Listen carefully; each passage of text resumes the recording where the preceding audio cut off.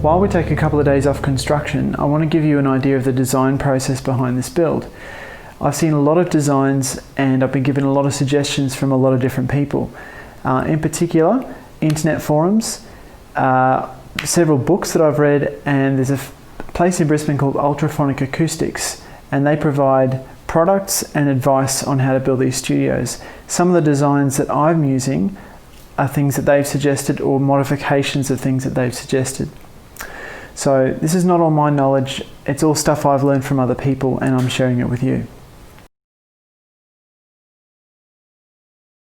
With a small budget project like this one, there's some products and some techniques on the market that you should be aware of that can really help you with your build. The first one is that whenever you do a wall or a ceiling, you'll tend to use double layer fire check plasterboard.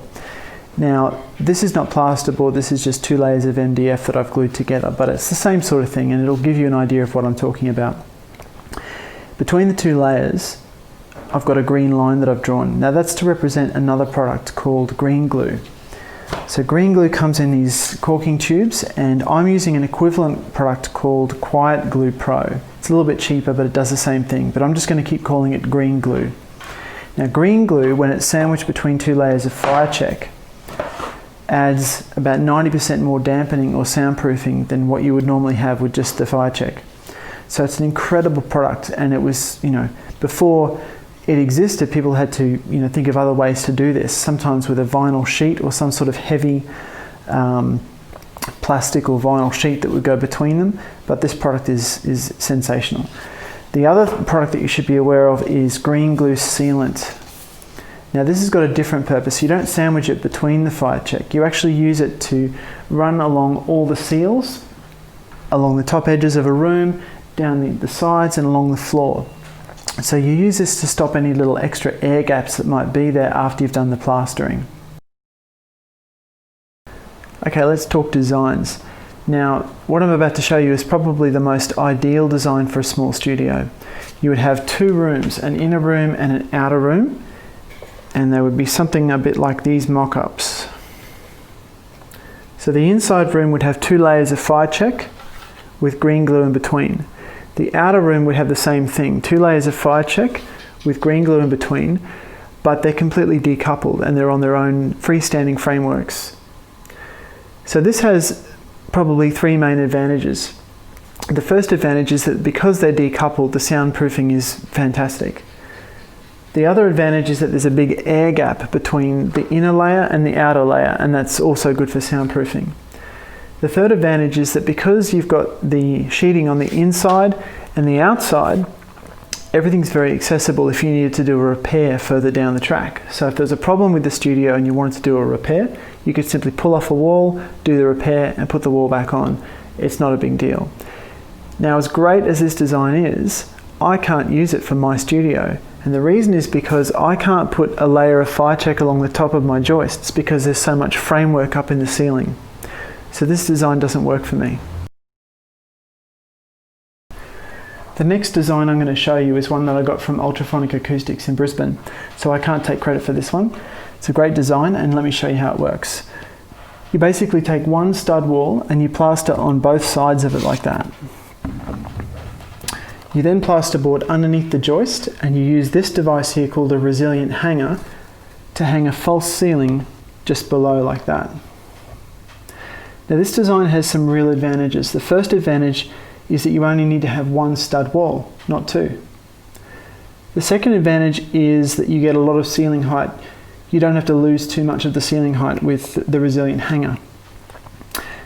I was so convinced with this design that I actually went and bought something like 30 of these resilient hangers, and they're sitting in my garage, and I've changed my mind, and I'll tell you why.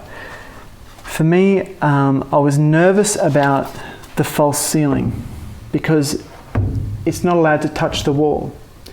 Now that means you have to be very, very precise when you're cutting and hanging the plasterboard, because you need to have about 3 millimeters of gap between the edge of the false ceiling and the wall. I didn't think I'd be able to achieve that kind of precision. The other disadvantage for me is that this wall isn't truly decoupled from this one. They're both attached to the same stud wall, and that sort of makes me nervous. I could be completely wrong about that. It could be a very good design, but my common sense told me that if I could have it properly decoupled on a separate freestanding piece of framework, that's got to be better. So I changed my mind. So here's what I'm actually going to do. I'm going to combine the best of both designs. The ultraphonic design, I'm going to keep the plasterboard underneath the joists and on the outside wall. But then I'm going to have a freestanding inner structure like that. Now this gives me the best of both worlds because I've got a nice big air gap. Both structures are completely decoupled, and this requires a lot less precision and can be done a lot more quickly than either of the other two designs. Now you might be wondering, why don't I just plasterboard both sides of this stud wall anyway? Surely an extra wall would make it extra soundproof, but it actually doesn't, because it creates something called the triple leaf effect. When you have 3 walls or 3 leaves, it creates 3 air cavities, and that's less soundproof than 2 air cavities. The first air cavity is between this wall and this one. The next air cavity is between this wall and my inner structure. The third air cavity is the inner room itself. Now I don't quite understand how this works, but it's a thing, and it's a really important thing to avoid when you're building a studio because it makes your soundproofing much, much worse. So I'm going to stick with a wall on the outside and my inner structure wall, and that's it. The final thing I want to show you here is how we've used these little isolation pads to decouple the inside room from the outside room. You can already hear a difference. Here's the outside room, here's the inside room. It's pretty cool, hey? Here's how it works. This is a cross section of one of those bottom plates, and you can see there's the metal bolt that would go all the way down to the concrete. You've got the red rubber pad which stops the wood from touching the concrete, but then you've got this little black washer which is inside, and that stops the bolt from touching the wood. So essentially the bolt and the concrete don't touch the wood at all, and that's what creates the soundproofing.